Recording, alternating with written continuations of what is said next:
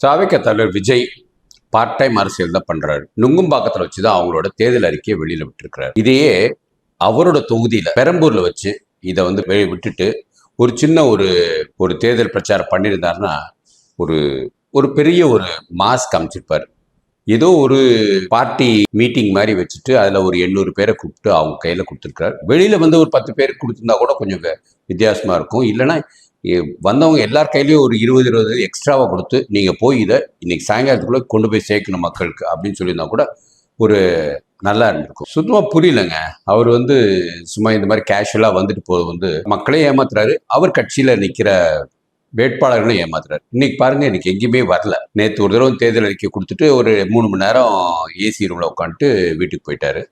இப்போ இன்னைக்கு full day rest. இன்னும் பெரம்பூர் பக்கமே போகல. முக்கியமான நிகழ்ச்சிகள்லாம் வேற நடந்தது. நம்ம அடுத்த வீடியோல அவங்க தேர்தல் அறிக்கையில என்னென்ன இருக்குன்ட்டு ஒரு 38 இதை கொடுத்துருக்காங்க. அதை நம்ம ஃபுல்லா பார்ப்போம். வாழ்க பாரதம், வளர தமிழ், ஒளிரட்டு தமிழகம்.